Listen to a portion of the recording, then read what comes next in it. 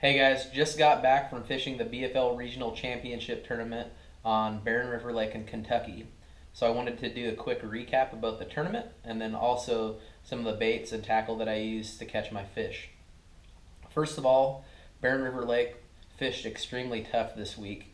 It was some of the toughest fishing that I've ever experienced myself, and also just talking to everybody else, some of the toughest fishing that they've experienced as well. So there was a lot of different things that were going on that contributed to the fishing being tough. The first thing is the Corps of Engineers started dropping the lake down to reach winter pool about a week before the tournament started. So you had falling water that was falling up to about 6 inches a day. The second thing is the water temperature was a little bit warmer than it usually is for this time of year. The water temperature every day got up to about 72 degrees. It started out anywhere from 67 to 68 degrees in the morning, and then it warmed up to 72. So the water temperature was a little bit warmer than normal. The third thing is there are a lot of different areas of the lake that were starting to turn over. So the watercolor had that green coffee-ish tint looking to it where you could kind of tell that the water was mixing and swirling a little bit. So you had turnover going on throughout a lot of different areas of the lake. And as you guys know, turnover makes the fishing pretty tough until that cycle or process completes. And the water stabilizes a little bit more. So you had a tournament that was setting up to fish extremely tough for the entire 169 boat field. The first day of the tournament, I drew a boater that fished out deep. So we were fishing bluff walls and bluff endpoints and bluff transitions throughout the most part of the day. The bait that I chose to throw for the first day was a Crocagator Bait Company Swamp Bug.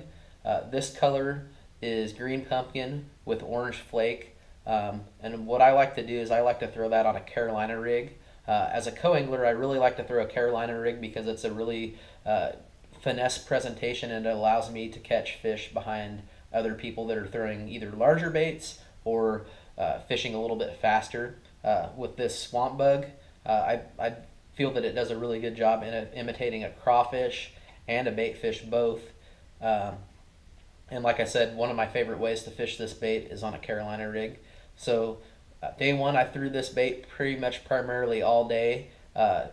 During practice, I was actually able to catch a couple keepers on that bait, so I had a lot of confidence in that bait. So I pretty much threw that the majority of the day. Unfortunately, I wasn't able to. I don't think I even had any bites actually, which was really surprising to me because I thought after catching some fish on it in practice, I would at least be able to weigh a couple of keepers or get a couple bites. But like I said, I wasn't able to weigh any keeper fish after the first day. The boater that I drew on day one, he caught 2 fish. He actually caught a 4-pounder 30 minutes into the morning and then was able to catch another solid fish on top of that. But those are the only 2 fish that he weighed all day. So like I said before, the fishing was extremely slow and extremely tough for the entire field. The second day, the boater that I drew, the day before, he was able to catch 3 keepers.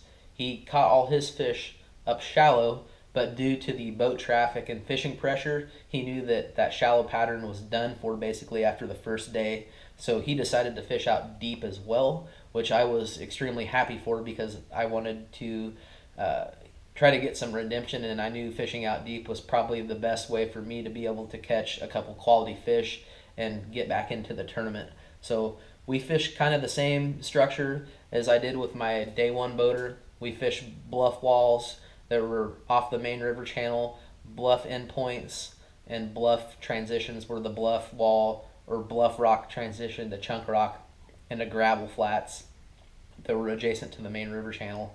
The bait I chose to throw the second day was a 1/2 ounce Crocagator football jig in green pumpkin.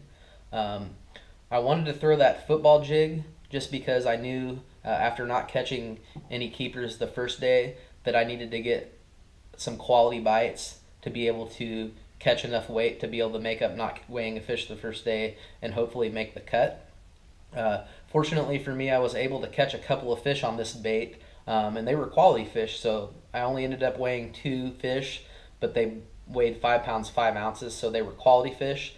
And I feel that fishing this Crocagator football jig was the key to getting those quality bites that I needed. The trailer that I threw on this bait was actually a Crocagator muskrat, which is a beaver style bait. that imitates a crawfish really well. The color that I threw was green pumpkin, blue swirl. And what I did is I actually cut this bait down so it was a little bit smaller, and then I used it on the back of that football jig as a trailer. And I did that primarily for one reason is, like I said before, the fishing was extremely slow and bites were hard to come by. So I wanted a bait that was a little bit more compact, and I wanted a bait that had a little bit more subtle action. And I think the tail on this bait and the wider profile allowed that jig to fall a little bit slower, and also gave that bait a little bit more subtle action, which was the key, I feel, to be getting to get some bites when the fishing conditions were tough. The equipment that I threw this bait on, I threw this on a Kistler Helium 3 7-foot 4-inch medium heavy action rod. This is probably my favorite rod in the Kistler lineup. As a co-angler, I feel that if I had to pick just one rod, this rod would be it, because I can fish tons of different baits and tons of different techniques on just this one rod if I had to choose one. So that's the rod that I threw that bait on. I also threw that bait on 15-pound test P-line original fluorocarbon.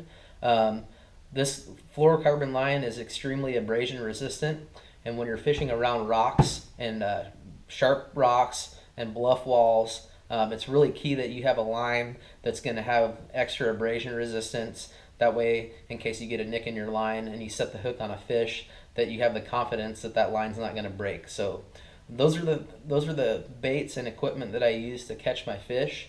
Unfortunately, like I said before, I only weighed 2 fish the entire tournament, and I just didn't weigh enough fish to be able to make the cut to fish on Saturday. So that concludes my recap of the BFL Regional Championship on Barren River Lake in Kentucky. If you have any questions about any of the baits or tackle that I talked about, please message me at Matt Finkeldye Fishing on Facebook, Instagram, or Twitter. Thank you.